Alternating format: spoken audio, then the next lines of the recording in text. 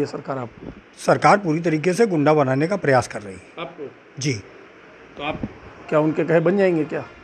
उनके कहने से क्या होता है, ये आचरण हमारा अगर कोई जानकारी करनी है तो हमारी क्षेत्र की जनता ही जानती है कि हमारा आचरण क्या है। क्योंकि सरकार पूरी तरीके से जान चुकी है कि हाँ, समाजवादी पार्टी चुनाव जीतने जा रही है, तो पूरी तरीके से वो प्रशासनिक अमले को का दुरुपयोग करके और दबाव बना करके वो चुनाव को जीतना चाहते हैं। गोला का कार्यकर्ता उनकी ईंट से ईंट बजाने का काम करेगा। इस समय हमारे साथ गोला विधानसभा सीट से समाजवादी पार्टी के प्रत्याशी विनय तिवारी हैं।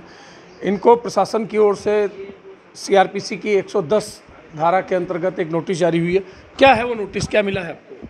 110 की नोटिस एक दिन वो तहसील का कोई कर्मचारी आया था, वो चूँकि लेने से हमने मना कर दिया था, तो ये जानकारी आई थी कि वो 110 की नोटिस हम लोगों को दी गई। क्या होता है 110 की नोटिस में, क्या जानकारी है आपके पास? वो एक तरीके से मिनी गुंडा एक्ट है।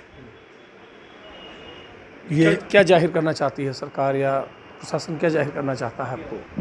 क्योंकि सरकार पूरी तरीके से जान चुकी है कि हाँ, समाजवादी पार्टी चुनाव जीतने जा रही है, तो पूरी तरीके से वो प्रशासनिक अमले का दुरुपयोग करके और दबाव बना करके वो चुनाव को जीतना चाहते हैं। लेकिन समाजवादी पार्टी का एक एक कार्यकर्ता उनकी हर लड़ाई के लिए तैयार है और समाजवादी पार्टी ही चुनाव जीतेगी। उनकी ईंट से ईंट बजाने का काम समाजवादी पार्टी का पूरे प्रदेश का कार्यकर्ता और 139 विधानसभा गोला का कार्यकर्ता उनकी ईंट से ईंट बजाने का काम करेगा। क्या लगता है कि आपको गुंडा जताने की साजिश हो रही है क्या? पूरी तरीके से सरकार की ये साजिश है कि किसी तरीके से समाजवादी पार्टी के कार्यकर्ताओं को और नेताओं को परेशान करने का उनका ये मूल उद्देश्य रहा है। वो लगातार परेशान क्या बनाना चाह रही है सरकार आपको? सरकार पूरी तरीके से गुंडा बनाने का प्रयास कर रही है। आपको जी। तो आप क्या उनके कहे बन जाएंगे क्या? उनके कहने से क्या होता है, ये आचरण हमारा अगर कोई जानकारी करनी है तो हमारी क्षेत्र की जनता ही जानती है कि हमारा आचरण क्या है, हम किस प्रवृत्ति के हैं, किस तरीके के हैं।